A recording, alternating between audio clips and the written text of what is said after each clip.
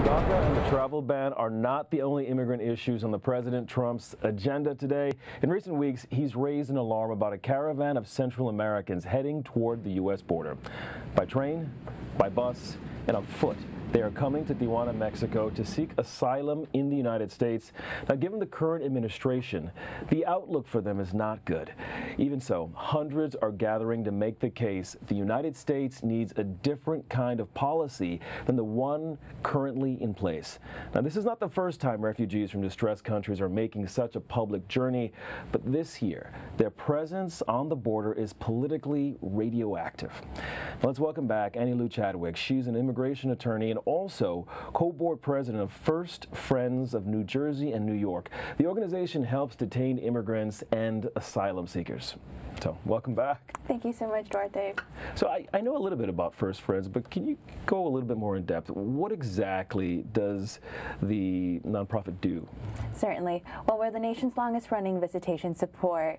What we do is we visit detained immigrants and refugees, asylum seekers in detention centers. We also run a pen pal program to write letters of support and encouragement while these individuals are waiting to hear whether they're allowed to stay in the United States or not. Furthermore, we have recently opened up various shelters through the Lighthouse to provide post-release assistance to asylees and asylum seekers once they're released from immigration detention.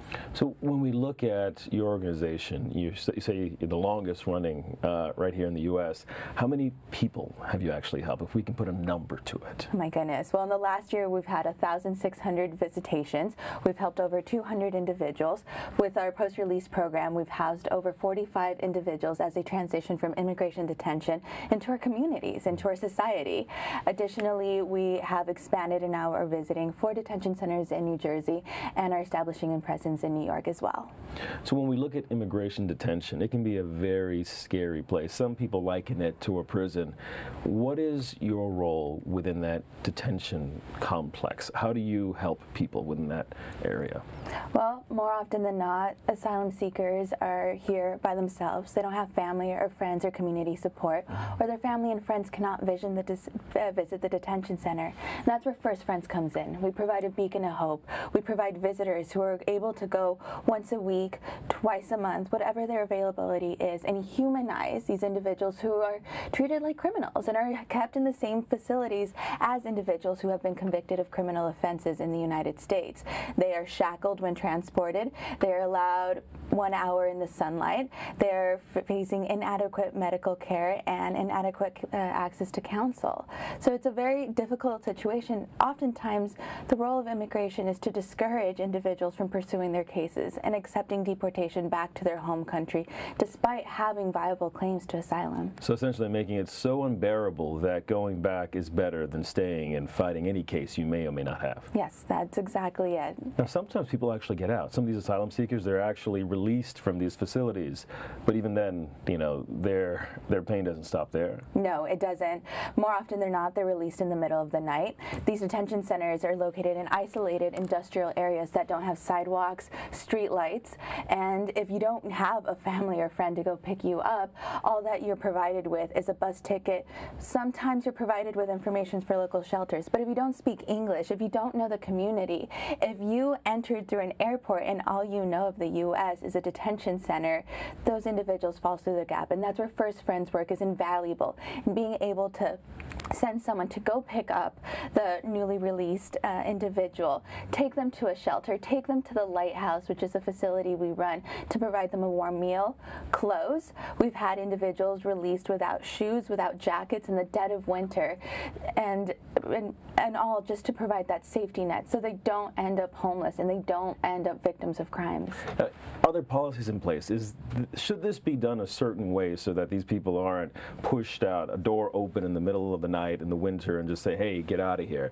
Is there a policy in place that's not being followed, or is this just how it works? Well, paper, there is a policy in place that they're supposed to connect them with services, but more often than not, that's not what's happening.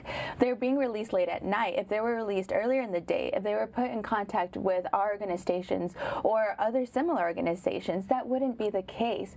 Yet, as you had mentioned, they're pushed out in the middle of the night, 2 a.m., 3 a.m., with inadequate clothing, because at times you can go into immigration detention from either asking for protection at an airport, a point of entry, or the southern border, as we're seeing with the caravan. And you won't be released until the conclusion of your case. If you have presented yourself and asked the U.S. government for protection, that might be anywhere from 4 months to a year, if not more. Is there any way that the detention center can justify this? Is there any recourse whatsoever? No, there's no justification. This is a very inhumane way to treat individuals who are fleeing from persecution. If they're being released after they won asylum, the U.S. government and the Justice Department has deemed that they are in need of protection, and yet we are not affording that. There's always this distinction. So oftentimes people conflate the asylum seekers with refugees. Yes. What's the difference and how are they treated? Well, individuals who are refugees are admitted through a refugee resettlement program, which has partnered with an organization that is government run to be able to bring individuals into the United States and connect them with government run services. And they get services. Yes. And it's a clear path for them. Yes. But asylum seekers, not so much. No, they have to prove that they qualify for asylum, and they have to do that within the detention center, which means it's extremely difficult to obtain evidence in support of your case, to contact legal counsel. We started seeing this happen with President Obama's administration. But previously, individuals who had come in and sought protection saying, I'm afraid to return home, they were released under parole. Under the current administration, that's no longer happening. And now we're seeing even pregnant women detained without being released into the community, even if they do have support, until the conclusion of their case. So we know that there's this caravan that's marching towards the U.S.-Mexican border. Was the mistake that some people made that they mentioned the word asylum? Had they gone about it differently, would they be in this situation? That's a rather difficult question to answer because they are being truthful. Despite the rhetoric that's being pushed forward, it's not fraudulent. It's admitting, I need protection from the U.S. government. I need help because somebody's trying to hurt me or has seriously harmed me in my home country. No one becomes a refugee or an asylum seeker just because. No one leaves their home, their culture, everything they know because that's the only option. And yet these individuals are trying to do things correctly. They're standing forth and asking for protection, an opportunity to prove their case, yet with so much rhetoric going on and so much confusion about what's really happening with these individuals, they're criminalized, they're dehumanized, and then placed in detention centers where they're further discouraged from pursuing their case, even though they have viable claims under international law and U.S. law. So you're an attorney. Given the current political environment, again, this caravan is being described as politically radioactive. Do they have any hope? I mean, they're marching toward this border. Is there any hope that they'll be able to cross the border and stay?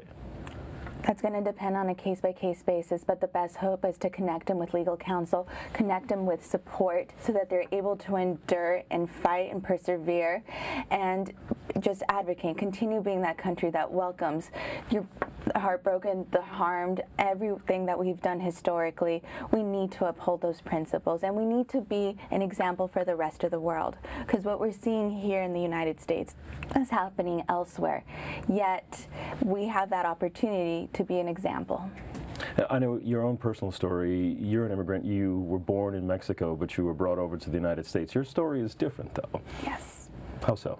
Well, I was privileged. I was very, very lucky in that I was adopted by a U.S. citizen, and I was provided with documents. But for that reason, it is my duty to be able to pay it forward, be able to give a voice to those who are not given one typically. And that's why this has been a lifelong passion of mine. I will continue to do it in the various different aspects. I'm very fortunate, and hopefully other individuals are given the opportunity that they deserve to remain in the United States and seek safety and protection from the U.S. government. Thank you very much. Anilu Chadwick of First Friends of New Jersey and New York. Such a pleasure having you. Thank you so much, Dorothy. Thank you.